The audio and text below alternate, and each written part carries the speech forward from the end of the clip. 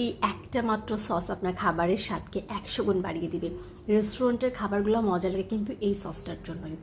আপনি noodles, pasta অথবা momo deep করে খেতে পারবেন এই সসে। এটা অনেক বেশি মজা হয়। মাত্র 2 মিনিটে বাসায় যদি বানিয়ে ফেলতে পারেন তাহলে কেন রেস্টুরেন্টে খেতে যাবেন। তো আমি রসুন কিমা করে নিয়েছি, সাদা তেল নিয়ে নিয়েছি, চিলি ফ্লেক্স নিয়ে নিয়েছি, তারপর হচ্ছে চিলি পাউডার, গোলমরিচ, 2টা লবঙ্গ দিয়ে দিলাম। এগুলো লবঙ্গ আর গোলমরিচ হচ্ছে অপশনাল, আমি আমার স্মেল ভালো লাগে দেখে দিয়েছি। এবং তেল খুব ভালো করে গরম করে এটার মধ্যে দিয়ে দিব।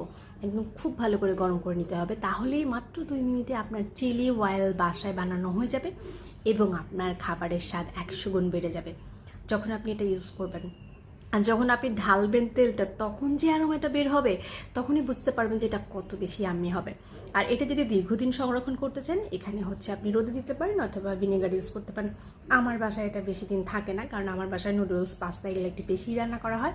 নুডলস, পাস্তা, মোমো বিভিন্ন টাইপের খাবারে কিন্তু এটা দিলে এটার খাবারের টেস্টটা অনেক বেশি মজা হয়। আজকে বানিয়ে নিন।